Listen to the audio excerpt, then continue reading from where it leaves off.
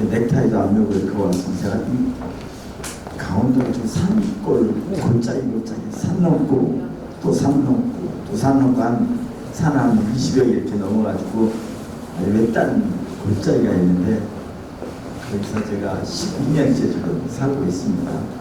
근데 거기서 좀 이렇게 있다가 그 차를 그냥 오늘부터 일요일이고 그래서 왔는데 양일씨로 좀 하나. 저도 오시죠.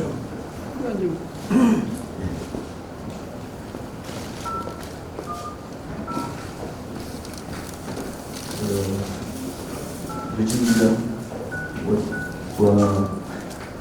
코로나 바이러스 때문에 이렇게 저희가 아주 민감하고 그런데 최근에 보면 그런 병들이 많이 있잖아요. 노무현 정부 때도 이런 게 있었어요. 그때 사스가 있었습니다. 그 다음에 이명박 정부 때도 신종플루라는 게 있었어요.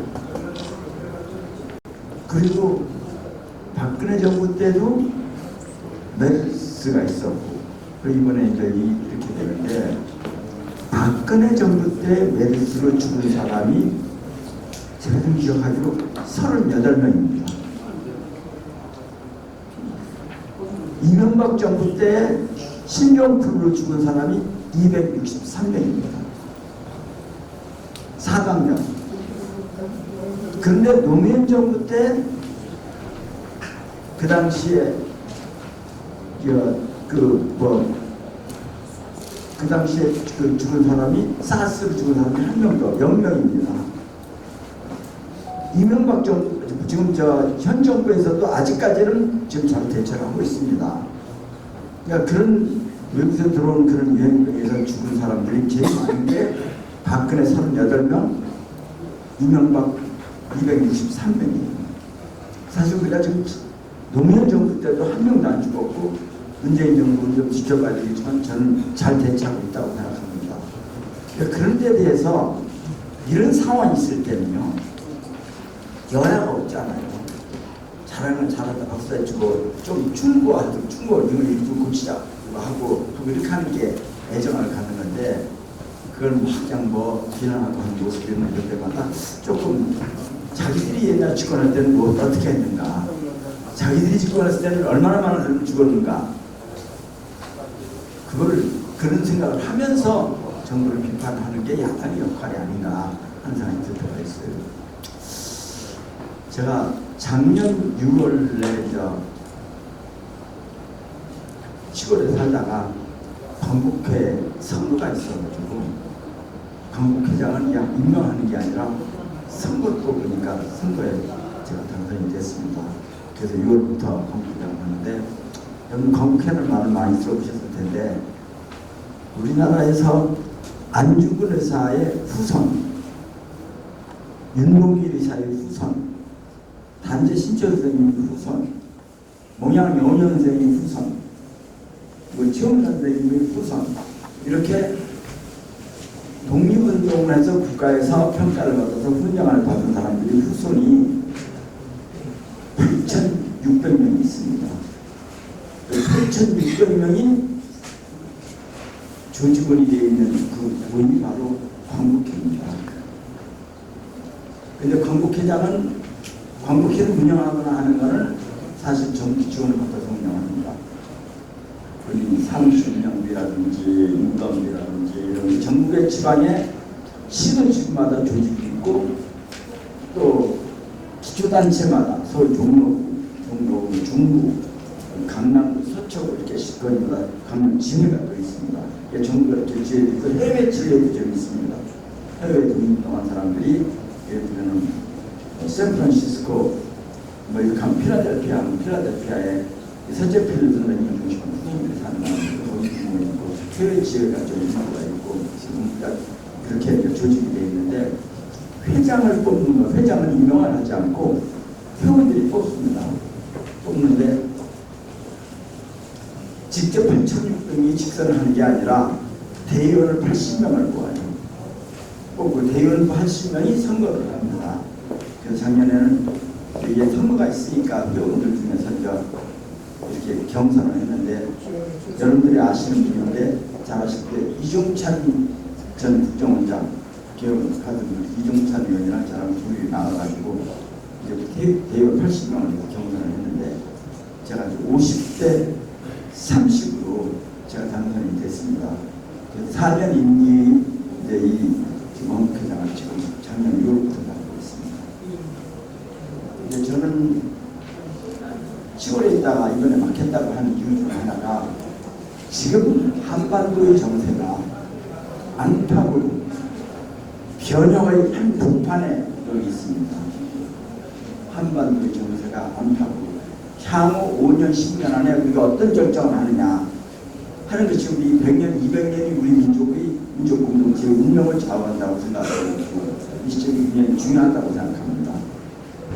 사실 노무현 정부나 김대중 정부만 해도 국제적인 정세가 그렇게 유동적이 아니기 때문입니다. 근데 지금은 굉장히 국제적인 정세가 유동적이 됩니다.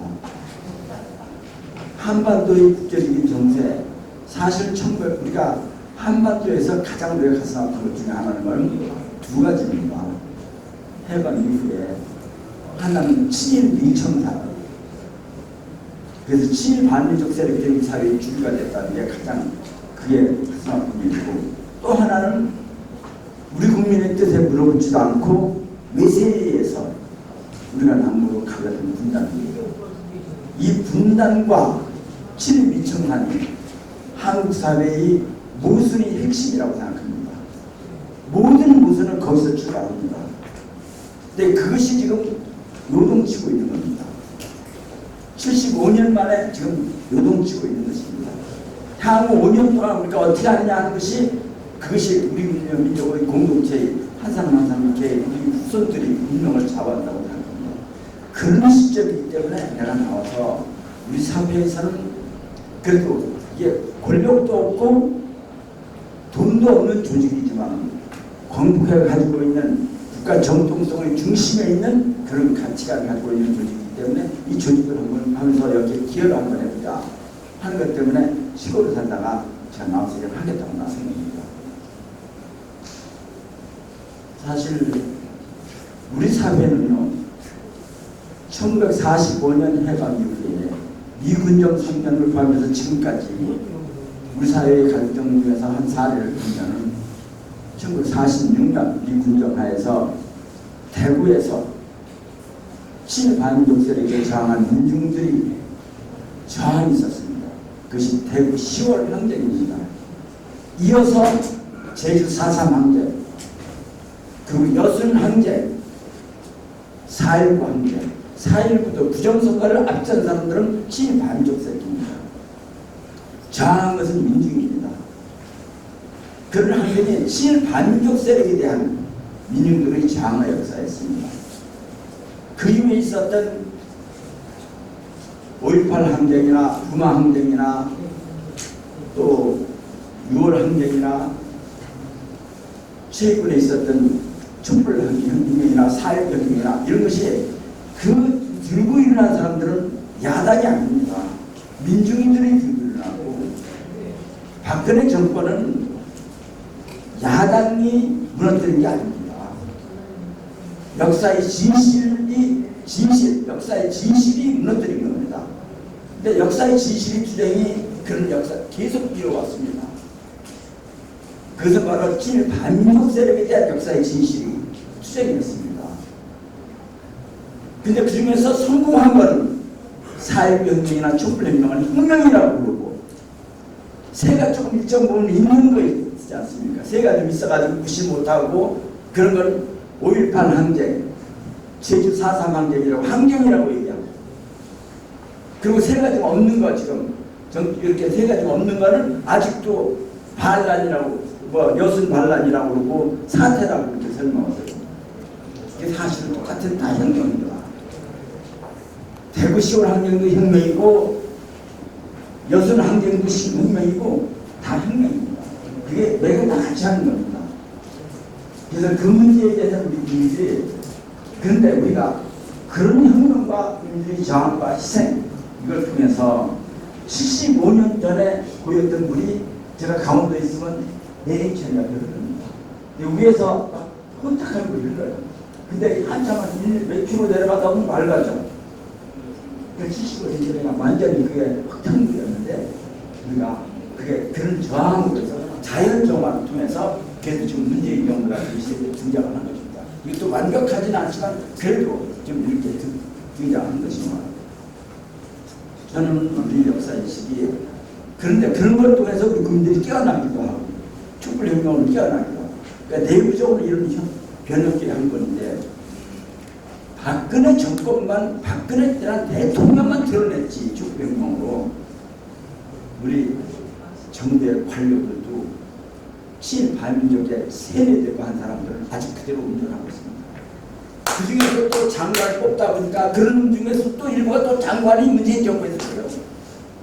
장차관이 돼요. 사람이 없으니까.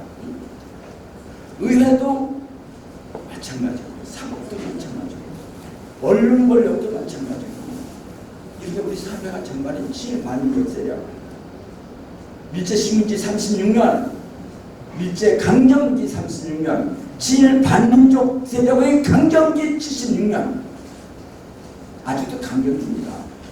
110년 동안 그들이 싸우는 기득권에 대한 그 위기감 때문에 저항이라는 것이 바로 광화문 집회고 태극기 됩니다. 그 저항에 선동대에서 좀 못난 이들이 민중들이 자기가 세뇌돼가지고 자기 반대편에 있는 세력인데 그 사람들이 민중들이 거기 동원되는 사람들을 저항력 조소지입니다. 광화문 집회에 나온 사람들. 근데 그 사람들은 실질적으로는 자기들이 반대 세편에 있는 사람들이에요. 그런데도 거기에 세뇌돼가지고 거기 나와가지고 태극기 흔들고 성적 흔들고 이렇게 하고 다니는 거예요. 그렇지만 그래도 젊은 사람들은 상당수가 그래도 깨어나가지고 그걸 거기에 맞설 수 있는 세력들이 형성되어 있다는 것이 다행이라고 생각합니다. 그 내부적으로 이런 변혁이 한 번도 아니고 대외적으로도요. 제가 노무현 정부 때 국회에서 통일정책위원회를 총괄하는 통일의 통상위원장을 지냈습니다. 그때 합의 FTA가 고민을 많이 했어요. 한 해입니다. 근데 그때 고민한 중에 하나가 어쨌든 우리가 대외 개방체제의 경제체제 무역을 통해서 물건 팔아먹고 이 정도 경제를 유지한다는데 전 세계에 구매력을 GDP 33%를 가지고 있는 그 시장을 우리가 포기할 수 없다. 그 시장을 포기할 수 없다. 우리 경제가 대외 의존도가 83%입니다. 우리는 우리 경제의 대외 의존도가 83% 절대적이에요. 북한처럼 대외 의존도가 없는 나라가 아니기 때문에 저는 이거를 그런 이완 대외 의존도 상에는 미국이랑 FTA를 해서 어쨌든 미국에 더 많이 팔아먹고 하고 이런 걸 해야 된다고 하는 그런 입장을 가지고 있었어요. 친미 반미를 따라서 우리 사회 경제 구조가 그걸 지금 거기 얹었기 때문에. 근데 그 당시에 미국이 33%였습니다. 근데 지금 미국이 가지고 있는 전 세계 GDP 수준이 24%이시고 노무현 정부 때보다. 그런데 1945년 제1차 세계대전이 끝난 그 직후에는 미국이 차지하고 있는 전 세계 GDP가 70%를 차지하고 있습니다. 그래서 미국이 세계 최대 강국 미국이 최대 이익을 반영한 동북아 정책이 한반도입니다. 미국이 힘이 떨어지면 분단 체제가 흔들리는 겁니다. 미국의 힘이 떨어지면 떨어질수록 분단 체제가 흔들리는 겁니다. 그러니까 분단 체제를 만든 거는 미국의 그 당시에 지금 76년 전에 세계 경제 70%를 차지하는 최대 강국의 최대 이익의 반영이 분단 체제입니다. 그리고 저는 그래서 지금 이게 한반도의 분단 체제에 대한 동요가 지금 있다고 봅니다. 그리고 그 당시에 1945년에 미국의 동북아 정책의 핵심은 일본의 평화헌법입니다. 그리고 중국을 해양 쪽은 완전히 중국이 약하니까 해양 봉쇄입니다. 바다는 믿지 말라. 해상권 장악이 있으니까. 근데 이제 이 세 가지 축입니다. 한반도의 분단과 남한의 친일반민족 세력의 집권. 동북아 정책 핵심 첫 번째가 일본이 평화헌법, 중국의 해양 봉쇄. 이 이 세 가지가 미국의 76년 전에 미국의 두 가지 정책의 핵심입니다. 그런데 일본이 평안법 문제가 미국이 필요한 겁니다. 국력이 딸리니까 니들이 좀 무기를 만들고 평안법 없어. 미국의 공식 입장이, 미국 국무성의 공식 입장이 우리랑 정부랑 틀립니다. 평안법 없애고 정상국가로 가라는 겁니다. 그건 공식적인 입장입니다. 그래서 일본이 돈을 내서 일본이 무기를 만들고 이렇게 해서 중국과 러시아에 대항하는 걸 이렇게 만들어야 미국의 국가에 도움된다고 하는 겁니다. 그것이 어쨌든 미국의 필요에 의해서 하긴 하지만은 그 체제가 지금 흔들렸습니다. 그것도 그 다음에 중국의 해양 공세는 이미 끝났습니다. 생각분이 뭐 이런 데 가지고 아시아에 쳐가지고 심지어 우리나라 독도 울릉도까지 왔다 갔다 하는 거 중국이 이 바다 진출은 이제 더 이상 막을 수가 없게 되어 있습니다. 그래서 이 3대 축 중에서 2개 축이 무너졌기 때문에 한반도의 분단에 대한 국제적인 환경이 굉장히 약화되어 있습니다. 이럴 때 중요한 것은 우리 국민들이 어떤 자극을 하느냐, 특히 남한에 있는 어떤 집권세력이 집권하고 남한에 어떤 사람들이 줄을 걸고 가느냐, 이것이 우리 운명을 결정한다고 생각합니다. 그래서 지금 이 시기는 저는 혁명기라고 생각합니다. 개량주의적인 게 아닙니다. 피를 안 늘리고 폭력으로 갔을 뿐이지 이건 혁명입니다. 지금 이 혁명, 우리가 지금 여기 지금 보이는데 우리가 혁명물입니다. 이게 무슨 의식면에서 한국 사회 변혁돼서 혁명이지 개량주의나 개혁 이런 수준 갖고는 아닙니다. 근데 이런 상황 속에서 여러분들이 이렇게 모여서 이렇게 모신다고 해서 제가 여기 와서 한번 인사도 드리고 말씀해야겠구나 생각했습니다. 그리고는 저희들이 작년에 여러분들 아시다시피 3.1 혁명 100주년, 임시정부 창립, 민정부 수립 100주년, 조선이열단 창립 100주년이 지났습니다. 올해가 101주년입니다. 이게 더 중요합니다. 100주년이라고 하는 것은 과거를 어쨌든 초점을 맞추고 있습니다. 근데 올해 100일은 첫 번째입니다. 100일. 이건 미래를 향한 첫 발을 누릅니다. 굉장히 중요한 시기입니다. 100주년이 지났으니까 이게 끝났다 이게 아니라 이게 미래를 향한 첫 발입니다. 제가 며칠 전에 3.1절 행사를 하면 이제 그 문제를 어떻게 진행하느냐, 행사를 어떻게 프로그램을 세우느냐 하는 것 때문에 행정안전부랑 청와대 또 담당하는 분이랑 강북에 와서 협의를 좀 1시간 동안 했습니다. 제가 강조한 점이 이게 100주년이 지났으니까 끝난 게 아니다. 이게 더 중요하다. 첫 번째가 100일이 더 중요하다. 근데 그건 미래지향적이야 됩니다. 미래지향적이다. 그걸 국민들에게 미래지향적인 그림을 줍니다. 그래서 한 사례를 이렇게 하려고 했어요. 매년 3.1 명절이나 8.15가 되면 새로 발굴된 독립운동가들의 훈장을 줍니다. 새로 발굴된. 올해는 누군지 우리가 있을 거예요. 3절에. 그럼 거기 나오는 사람이 그 집에 장손이라고 해요. 그렇지 않아요? 그 장손이 되게 나이가 60, 70대, 70대.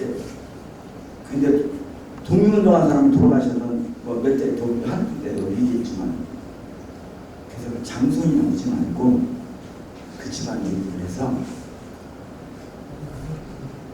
중고등학교 학생을 나오고 초등고등학교 위안이 받는 건데 젊은 애들이 받게끔 하자. 대통령이 훈장을 줘도 초등학생, 중학생, 고등학생한테 주도록 하자. 이게 그래야 이게 미래 세대가 연결된다. 이게 작은 거지만 우리가 이게 독립운동 정신이 과거 일을 기리는 데서 그쳐서는 안 된다. 앞으로 우리가 무슨 일을 하는가, 앞으로 나가는 길에 대해 연결시키는 그런 의미를 주자. 그런 얘기를 해서 그런 식으로 프로그램을 협의를 좀 하고 있습니다. 제가 생각하기에 우리 사회가 보수 진보라는 걸 쓰잖아요. 근데 그 말에 대해서는 굉장히 좀 불편합니다. 어디 지구상에서 민족 문제나 자주 민족 이런 것을 포기하는 보수가 있습니까? 보수의 첫 번째 가치는 바로 겁니다. 보수의 첫 번째 가치는. 그런데 일본과 싸우면 이번 말 들어보면 그런 물 거라고 경제보험 이렇게 얘기하고 미국과 얘기하면 전시장 조금 미국 갖다 바쳐. 이게 어디에 무슨 보수입니까? 이거는 보수가 아닙니다. 보수와 진보는 서로 경쟁의 대상인데 우리 보수는 경쟁의 대상이 아닙니다. 격파의 대상입니다. 이건 보수가 아닙니다. 안중근 의사는 진보고 그러면은 이완용이는 보수입니까? 이완용이가 공존을 해야 함께 논의해야 될 안중근 의사랑 이완용이한 사람들 같이 모여서 상의를 국가비리를 상의할 대상입니까? 아니죠. 이완용이는 격파의 대상이죠. 처벌이 쩌다는 대상이고 이게 보수가 아닙니다. 그러니까 그동안에 그렇게 계속 거짓말을 해온 거예요. 그리고 세뇌돼 있어. 특히 조중동이나 이런 언론에 의해서 또 권력에 의해서 이런 개념을 깨는데 우리 사회의 구도는 보수와 진보의 그런 구도가 경제 구도가 아닙니다. 우리 사회의 구도는 민족과 반민족 그런 구도입니다. 그래서 저는 그들이 보수라고 얘기하는데 그 문제에 대해서는 우리가 우리 스스로가 여기 모인 분들이 앞장서서 이건 보수가 아니라 보수가 아니고 이건 반민주주의다 하는 인식을 좀 분명히 대중에게 전달하는 역할을 했으면 좋겠다는 말씀을 드립니다. 그리고 저는 우리 국민들이 가지고 있는 DNA가 사실 대단하다고 생각합니다. 2013년 오바마 대통령 제2기가 시작되는 첫 달 1월에 미국과 정보원이 한 보고서가 있습니다. 그 보고서는 글로벌 트렌드 2025-2030이라는 보고서입니다. 그러니까 2025년, 2030년쯤 가면은 세상이 어떻게 바뀔 것인가. 그러니까 그 대통령 임기가 끝난 다음 얘기입니다. 대통령 임기가 지금 시작을 하지만 새로운 임기가 시작하지만 향후 15년 후가 어떻게 바뀔 건가. 그걸 알아야 중요한 의사결정을 하잖아요. 그걸 감이 있어야 그래서 그런 거에 대한 대통령 비전에 대한 인식을 하기 위해서 그런 보고서를 만들었습니다. 미국의 CIA나 FBI 같은 국가정보기관이 다 뭉쳐가지고 그걸 만들었어요. 거기에 여러 가지 얘기가 나옵니다. 근데 거기에 자기들이 관심 있는 나라 한반도에 대한 얘기가 나옵니다. 전 세계에서 2025년쯤 가면 뜰 나라들입니다. 근데 강대국 빼놓고 이렇게 개발도상국가나 중쪽만한 나라 중에서 뜰 나라들이 있는데 그 나라 6개를 뽑았습니다. 6개 아시아에서 인도네시아와 터키가 뜰 거다. 아프리카에서 남아일반과 나이지리아가 뜰 것이다. 중남미에서 멕시코와 콜롬비아가 뜰 거다. 그리고 한국은 쪼그라들 거다. 일본 쪼그라들 거다. 대만 쪼그라들 거다. 이렇게 하는 거예요. 그런데 거기에 단서가 하나 붙어요. 2025년 전후가 되면 한반도가 유니파이드 컨트리가 될 가능성입니다. 단일국가가 될 가능성입니다. 그렇게 되면은 한국이 급속히 성장합니다. 그리고 자기들이 생각한 것 이상으로 강한 국가가 될 것이다. 그리고 자주적인 국가가 될 것이다. 자주적인 데는 있는 거예요. 미국이 그 일기에 오바마 대통령이 대국관계에 있어서 전략적 인내를 합니다. 접촉을 안 해요. 전략적 인내라는 게 거기서 출발했습니다. 이게 자꾸 만나다 뭐 해결 주제라고 하다 보면은 이게 유니파이드 통일국가가 되면 도움이 된다. 그렇게 되면 미국이 문제가 없다. 지금 식민지로 데리고 있는데 일단 또 빨대꽃처럼 계속 빨아먹고 있는데 야 이거 문법을 하자니까 자주국가가 되면 그러니까 대화 자체는 아예 하나 하지 말자. 그러니까 오바마 정부의 전략적 인내의 바닥을 기르고 있습니다. 근데 그 당시에 그거보다 몇 개월 이상 몇 개월 후에 6월 달에 힐러리가 미 국무성 장관을 전반 오바마 대통령 4년을 마치고 다음에 대선 준비한다고 나왔습니다. 나와서 6월에 골드만삭스에서 특별 초청 비공개 강연을 했습니다. 강연료가 7억 5,800만 원. 그 큰 돈을. 그러니까 돈값도 해야 되잖아요. 비공개, 그 진실을. 솔직한 얘기는 한국 통일을 원하지 않는다. 공식적인 표현이야. 단정적인 표현이에요. 우리 미국은 한국의 통일을 원하지 않는다. 엄마한테 7월가 나와서 6월 4일 한 얘기가 그런 거예요. 그러니까 미국은 한반도에 그러니까 그 이명박 박근혜 정부가 미국에 충실해서 통일을 위해서 그동안 쌓아놨던 이명박이라는 개성단 저쪽 북한성망을 폐쇄시키고 박근혜는 개성단을 폐쇄시키고 미국의 국가에게 충실한 겁니다. 우리 시대의 이완용 진짜 그 사람은 우리 시대의 이완용 이게 한미관계의 본질입니다. 한미관계의 본질이 한미 동맹 얘기할 때는 무서워요. 한미 동맹이라는 게 있지 않습니다. 한미 동맹이라는 건 존재하지가 않아요. 그건 그냥 얼베스컴나 한미일 동맹도 존재 않아요. 미국의 동북아의 핵심 정책은 미일 동맹의 남한을 예속시켜서 전층적으로 사는 겁니다. 미일 동맹은 얘기가 돼요. 근데 한미일 동맹은 없어요. 우리를 주권국가로 인정을 하지 않습니다. 그리고 국내에 그걸 미국의 우리를 식민지배를 하는데 실질적 식민지배를 하는데 충실히 충성을 바칠 그런 정치 세력도 있고 그런 언론도 있고 그런 세력이 그동안 70년 동안 쌓아갔다고 생각하고 있습니다. 제가요 노무현 정부 때 마침 부시 정부가 쿠바랑 관계를 개선하고 쿠바에 개선하는 거 나와 상당히 개선이 됐어요. 그래서 외교부의 반장 국장을 했어요. 제가 통일부 위원장한테 불러가지고 쿠바랑 저기 한 거 수교를 하면 어때? 우리 수교가 지금도 안 돼 있거든요. 그랬더니 그 한평생 외교관을 했던 사람이 막 당황해가지고 절대 하면 안 됩니다. 그 외교관도 안 돼. 미국이 반대한다. 그 미국이 반대하는 게 공식적인 입장이냐 비공식적이냐. 공식 비공식 다 반대. 그래? 우리가 주권국가잖아. 쿠바는 무슨 뭐 군사적 동맹도 아니고 수교하면 어때? 하잖아.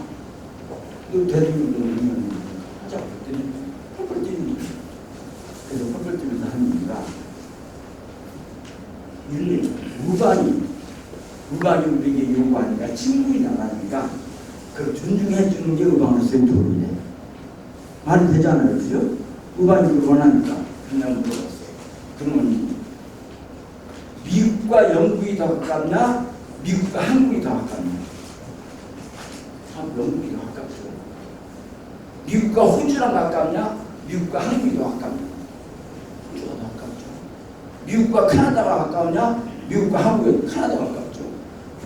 미국과 일본이 더 가까우냐? 미국과 한국이 일본이 더 가깝죠. 걔들은 우리가 더 친한 친구들이잖아. 우방이잖아. 근데 걔들은 왜 다 쿠바를 수교를 했어? 걔들은 우리보다 네 말대로 하면 걔들 수교 안 했어야 되잖아. 전 세계에서 쿠바를 수교 안 하는 나라가 이스라엘과 남한이잖아. 이거는 우방이 아니야. 딴 나라는 친구의 나라야. 친구의 이상 존중이잖아. 이건 한국의 친구라고 생각하고 졸개라고 생각합니다. 이 사람 존중할 필요가 없는 거예요. 그게 지금도 계속되거든요. 문재인 정부가요, 일본의 경제법 문제를 대통령 미국과의 신뢰관계를 흔들지 않고 하려고 그 문제에서 계속 미일 관계라는 게 뻔하니까 뭐 김현정이 보내기도 하고 이렇게 해가지고 계속 서쪽을 이거 좀 중간에 좀 서가지고 일본보 경제보 하지 않게 좀 해주십시오. 계속 했어요. 몇 개월을 했어. 한 3개월 정도. 근데 미국 가만히 있는 거야. 관광해. 관광하고 있어요. 아무 말도 안 해. 역할을 아무것도 안 해.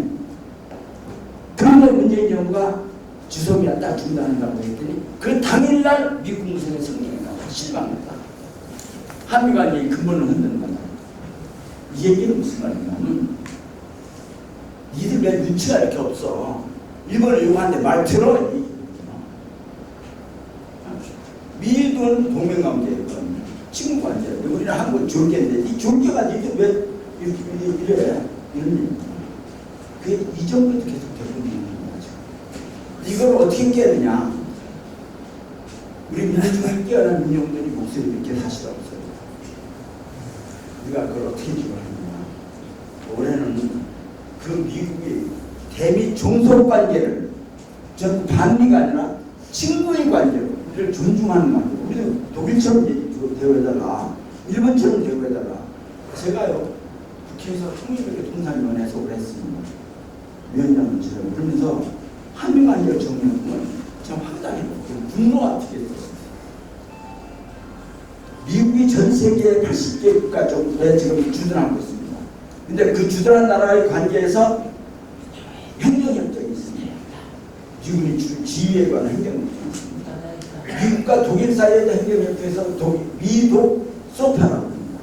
미국과 프랑스와의 소파가 있습니다. 일본과의 소파도 있고 우리와의 소파도 있습니다. 독일과의 소파에 이런 말이 있어요. 미군 기진의 환경 오염에 원상 회복의 책임을 미군이 진다 이렇게 되어 있어요. 우리는 소파에 미군 기진의 환경 오염에 원상 회복의 책임을 미군이 지지 않는다. 독일의 경우에는 미군과 독일 여성 사이에 아이가 태어날 경우에 그 아이에 대한 부양을 책임을 미군이 진다 이렇게 되어 있어요. 아무 주장이 없어요. 도망가 버리면 끝나. 법적인 소급이 안 되었어요. 근데 그거를 국회에서 내가 고치자. 일본 수준으로 고치자. 독일 수준으로 고치자. 얘기하면 지금 보수라고 표도한 사람들이 저는 빨갱이래. 빨갱이래. 김원희 빨갱이래. 반미주의자. 이게 한국 정치. 그리고 거기에 조중동에 한국이 왔어. 그런데 아쉬운 건 아까 얘기한 그런 문제에 대해서 한겨레 신문도 글을 안 쓰는 거예요. 그런 문제에 대해서 글은 제가 서운한 제가 딴 신문이라도 한겨레 신문이 그 기사를 안 쓰는 거 보면 좀 이렇게 좀 실망감이 너무 많아요. 그런 거를 일깨워주는 역할 여러분들이 주시기 바랍니다. 올해 상당히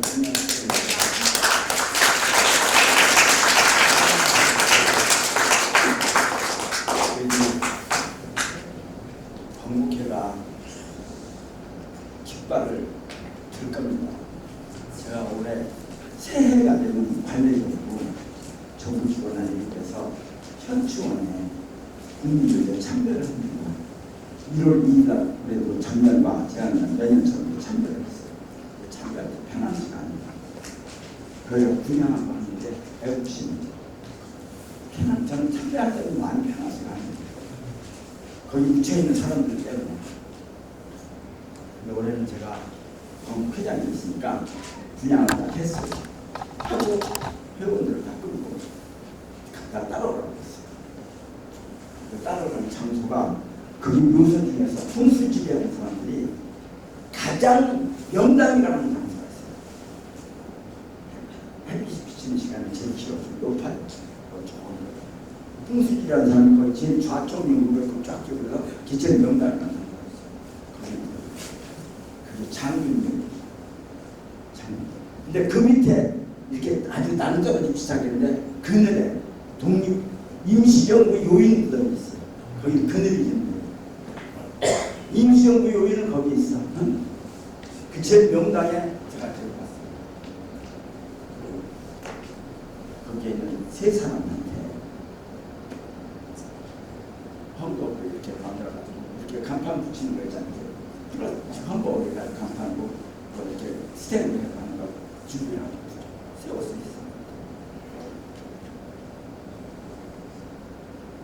조선 청년이 꿈은 천황폐를 위해서 목숨을 바치고 야스쿠니 신사에 미친 것이다. 그 사람이 할 말이 그 사람이 대한민국의 일본 청춘이라고 국방부장을 지냈어요. 그래서 거기에 붙여있는 거예요. 또 하나는 천황폐하 감사합니다. 감격스러울 정도로 감격스럽습니다. 조선인을 진경 군복을 입게 해주셔서 그렇게 한 사람이 저는 부처였어요. 우리 조선 중앙들은 천황폐하를 사랑합니다. 천황폐하 우리를 사랑합니다. 하십니다. 이렇게 얘기했던 사람 또 건담을 붙여놨어요. 근데 그분들은 양쪽에 붙여요. 저 밑에 독립으로 한 사람이 붙여있어요. 그게 지금 국민문제 68년이 붙여있습니다. 그런 사람. 그래서 이번에 이번 총선을 앞두고 제가 그 문제를 해결하려고 제가 모든 당 후보에게 그 문제를 두 중에 하나 택하라. 이장을 하든지 아니면 거기다가 단죄비를 세우는 시행정비 똑같은 지금 도로 이장 안 하는 사람은 옆에 지금 단죄비를 또 하나 비석을 세우겠다. 그런 상원법을 개정하는 것을 동의하느냐 안 하느냐 찬성하느냐 안 하느냐 하는 걸 모든 후보에 그리고 그걸 공개하는 국민들이 뛰어난 국민들이 제대로 판단할 수 있도록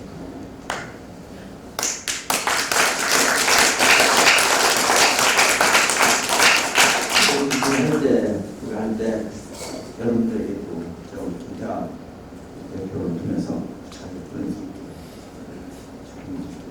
누가 찬성하고 누가 반대하고 그분도 답을 안 할 거예요. 하나만 안 하는 대로 이렇게 해서 우리 광복회원들이 우리 지역마다 있는 각 시군마다 있는 지역단위에 직접 찾아가서 확인하는 찬성이라고 합니다. 그래서 그 공개를 선거하는 20년 아주 그런 일을 함께하는 그런 우리가 우리 시대의 조선이었다. 우리 시대의 조선이었다. 여러분들이 함께 동참했습니다. 감사합니다.